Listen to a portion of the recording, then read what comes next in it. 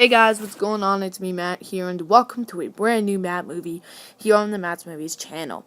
So in this video, I'm going to be breaking down the San Diego Comic-Con gameplay for LEGO DC Supervillains. And during this, I'll be showing you guys some really cool character abilities and stuff like that, so let's get to it. So, the gameplay we got from LEGO DC Supervillains was actually level 4, which as you can see, has a Poison Ivy boss fight, which I actually found a little surprising, because obviously, this game is all about the villains, and Poison Ivy is a villain, so it's pretty interesting to see that there will be a boss fight against her, but it's still pretty cool, and the boss fight looks pretty nice, so yeah, very cool. Now, during this gameplay, we actually saw that, obviously, what you can spawn in different characters, and in this game, when you spawn in a character, they're actually brought onto a screen using a boom tube, which is basically like a wormhole thingy, from what I've read up in DC, so that's pretty cool. So now we're going to be talking about character abilities and powers. So we can see here that Deadshot has detective vision, which then allows him to scan the area and find hidden objects, which is pretty cool. He also has a grapple, which as you can see allows him to grapple hook, grapple points, and pull certain objects, which is pretty cool.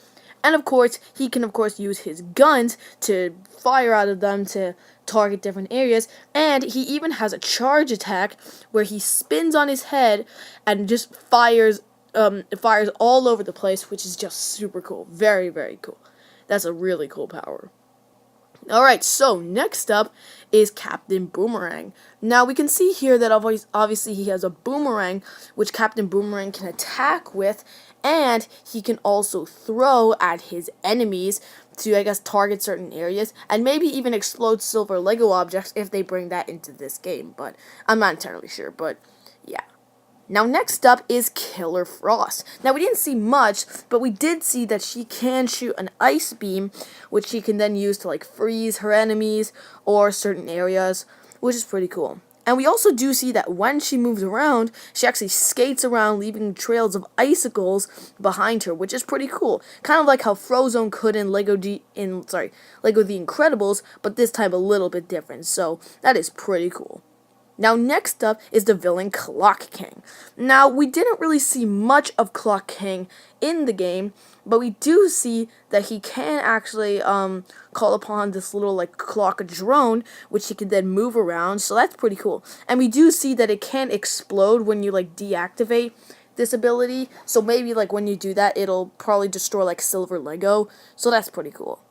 Now next up is Condiment King. Now again, we didn't see much of what Condiment can do, but we of course did see one of his abilities, which is one that you'd all expect, and that is that he can shoot, of course, ketchup and mustard and all that stuff, so that is super cool.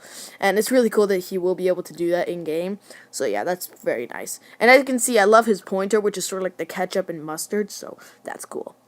And finally, for the characters, is the Ventriloquist. And man, does this guy have a lot of animations and abilities. So we can see here that he can actually wind Scarface up and then allow Scarface to play some piano music. So that's pretty cool. So they're actually bringing back the music ability in this game. So that's pretty cool. And to see that they've given it to the Ventriloquist is very, very cool. Now, we can also see that he can actually ride around on Scarface, which I'm assuming is sort of like his walking animation when you actually walk with him, so that's cool. And we can also see that he can, of course, shoot his Tommy gun from Scarface, which I guess then allows him to, target enemies and, all that usual stuff, so that's pretty cool. Alright, so there you guys have it. That is the San Diego Comic-Con gameplay from LEGO DC Supervillains. I hope you guys enjoyed this video. If you did, leave a like, and let me know, what did you guys think of the gameplay? I personally thought it was super cool. It definitely showcased some really neat stuff, so let me know in the comments below. And stay tuned, because in another video, I'll be talking about the character grid. So, yeah, with that in mind, peace out, and I'll see you later.